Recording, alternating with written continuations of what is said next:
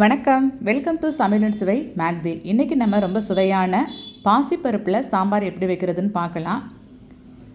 அதுக்கு தேவையான பொருட்கள் பார்த்திங்க அப்படின்னா, பருப்பு வேக வைக்கிறதுக்கு அதன் கூட தக்காளி, ஒரு தக்காளி போதும், ஒரு 5 பல்லு பூண்டு, கொஞ்சம் பெருங்காயத்தூள்,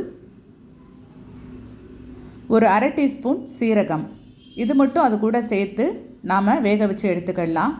பாசிப்பருப்பு அப்படின்றதுனால நான் குக்கரில் வேக வைக்க மாட்டேன், பாத்திரத்தில் வேக வச்சுருவேன். நான் 15 to 20 நிமிஷத்தில் எனக்கு பருப்பு நல்லா மசிஞ்சு ரெடி ஆகிடும். பாருங்கள், இப்போ நல்லா கொதிக்குது. அடுத்து நம்ம இப்போ தேவையான பொருட்களை பார்த்துடலாம். கொஞ்சம் கருவேப்பிலை, ஒரு 10 சின்ன வெங்காயம் சேர்க்குறது ரொம்ப உடம்புக்கு நல்லது, பச்சை மிளகாய் 2, தக்காளி. நான் இன்றைக்கி உருளைக்கிழங்கும் முருங்கைக்காயும் போட்டு சாம்பார் வைக்க போகிறேன். உங்களுக்கு என்ன காய்கறி பிடிச்சிருக்கோ அந்த காய்கறிகளில் நீங்கள் சேர்த்துக்கலாம்.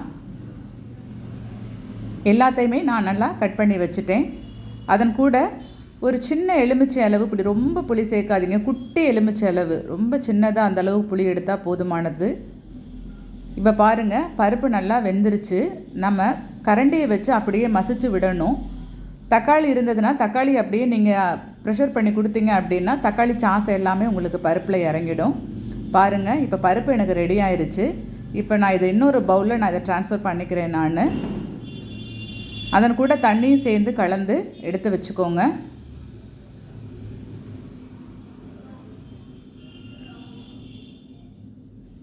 பாருங்கள், இப்போ தண்ணி கலந்து நான் பருப்பு எடுத்து வச்சுட்டேன். இப்போ நாம் சாம்பாருக்கு தாளிக்க ஆரம்பிச்சிடலாம். அடுப்பில் ஒரு பாத்திரம் வச்சு எண்ணெய் ஊற்றிக்கோங்க.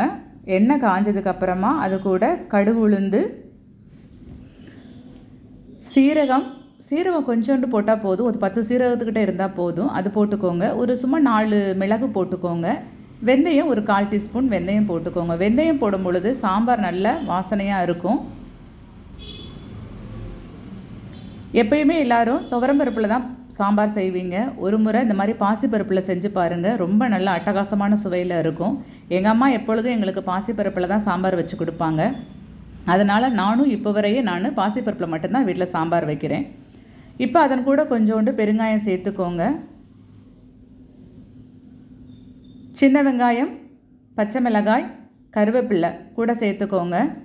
வெங்காயம் ரொம்ப நேரம் வதங்க வேண்டாம். ரொம்ப நேரம் வதங்கிருச்சு அப்படின்னா சாப்பிட்றதுக்கு நல்லா இருக்காது. கொஞ்சம் கடிக்கிறதுக்கு நல்லா இருந்தது அப்படின்னா சாப்பிட்லாம், பிரியத்தோடு சாப்பிடுவாங்க எல்லோரும். இப்போ அதன் கூட தக்காளி சேர்த்துக்கோங்க. எல்லாத்தையும் சேர்த்துட்டு நல்லா நீங்கள் கலந்துக்கோங்க. அவ்வளோதான், எல்லாத்தையும் மிக்ஸ் பண்ணியாச்சு. இப்போ நாம் மூடி போட்டு ஒரு 5 நிமிஷம் மட்டும் தக்காளியை நாம் வேக விடலாம். இப்போ 5 நிமிஷம் கழித்து பாருங்கள், தக்காளி நல்லா நம்மளுக்கு வெந்திருக்கு. இது எல்லாத்தையும் நாம் கிண்டி விட்டுட்டு இப்போ நாம் காய்கறிகளை சேர்க்க ஆரம்பிச்சிடலாம். இந்த சமயத்தில் மசாலா சேர்க்காமல் காய்கறிகளை சேர்த்துக்கணும். அப்போ தான் காய்கறிகளில் உள்ள எசன்ஸ் எல்லாமே நம்மளுக்கு சாம்பாரில் இறங்கும் நம்மளுக்கு. அதனால் காய்கறிகளை சேர்த்து வதக்கும் பொழுது டேஸ்ட் நல்லா கூடுதலாக இருக்கும். இப்போ நாம் இதில் தேவையான அளவு உப்பை சேர்த்துக்கலாம். நம்ம மசாலா சேர்த்துட்டு காய்கறி சேர்த்தோம் அப்படின்னா ரொம்ப ட்ரை ஆகிடும். அப்போ நம்மளுக்கு முருங்கைக்காயில் உள்ள சாறு எல்லாம் நம்மளுக்கு இறங்குறது கொஞ்சம் கஷ்டம். அதனால் முன்னாடி நம்ம காய்கறிகளை சேர்த்துட்டு அதுக்கப்புறமா நாம் மசாலாவை சேர்த்துக்கிறலாம். இப்போ ஒரு 5 நிமிஷம் மட்டும் நாம் இதை மூடி வைப்போம். இப்போ 5 நிமிஷம் கழித்து திறந்து பார்க்கும் பொழுது பாருங்கள், உங்களுக்கு முன்னாடி தண்ணி இல்லாமல் இருந்தது. இப்போ முருங்கைக்காயில் உள்ள தண்ணி எல்லாம் நம்மளுக்கு இறங்கியிருக்கு. இப்போயே இந்த முருங்கைக்காயோட வாசனை நல்லா வருது. இப்போ நாம் மசாலா பொருட்களை சேர்க்க ஆரம்பிச்சிடலாம். ஒரு 1/4 டீஸ்பூன் மஞ்சள் தூள் சேர்த்துக்கோங்க. சாம்பார் பொடி ஒரு 3 ஸ்பூன் சேர்த்துக்கோங்க. அது உங்களுக்கு எந்த சாம்பார் பொடி பிடிச்சிருக்கோ அந்த சாம்பார் பொடி 3 ஸ்பூன் சேர்த்துக்கலாம்.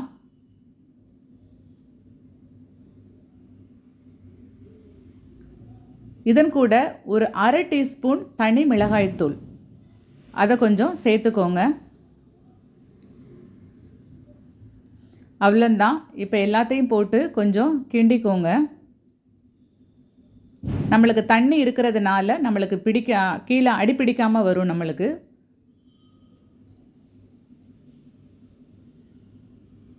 அவ்வளோதான். இப்போ நாம் கலந்து வச்சுருக்க பருப்பை எடுத்து இதன் கூட சேர்த்துக்கலாம்.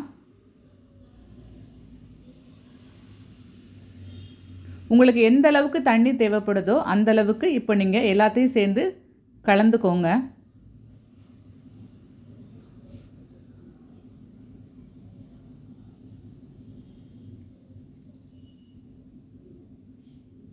இப்போ தேவையான அளவு நாம் உப்பு சேர்த்துக்கிடுவோம். ஏற்கனவே நாம் காய்கறி வேகிறதுக்கு உப்பு போட்டிருக்கோம், அதனால் பார்த்து கொஞ்சம் கவனமாக சேர்த்துக்கோங்க.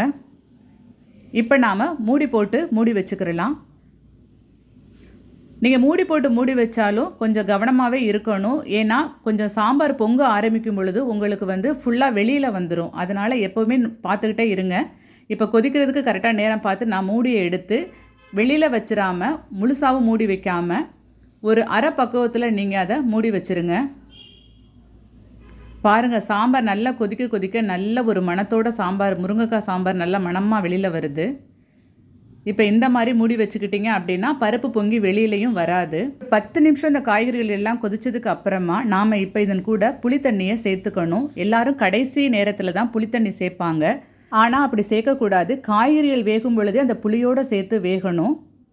பாருங்கள், இப்போ நான் புளி ஊற்றியாச்சு. இப்போ நல்லா கிண்டி விட்டுட்டு இப்போ நான் மூடியை அரை பக்குவத்தில் நான் மூடி வச்சுக்கிறேன். நான் ஒரு 10 நிமிஷத்தில் சாம்பார் நம்மளுக்கு ரெடி ஆகிடும். இப்போ மேலே நம்ம கொத்தமல்லி தலையும் கொஞ்சோண்டு கஸ்தூரி மேத்தி இருந்தால் அதையும் போட்டுக்கோங்க. சாம்பார் நல்லா வாசமாக இருக்கும். கண்டிப்பாக நீங்கள் செய்து பார்த்துட்டு சாம்பார் எப்படி இருக்குன்னு எனக்கு கமெண்ட் பண்ணுங்கள். இப்போ தான் என்னோடய வீடியோ பார்க்குறீங்கன்னா மறக்காமல் சப்ஸ்கிரைப் பண்ணிவிடுங்க, லைக் பண்ணிவிடுங்க. தேங்க்யூ.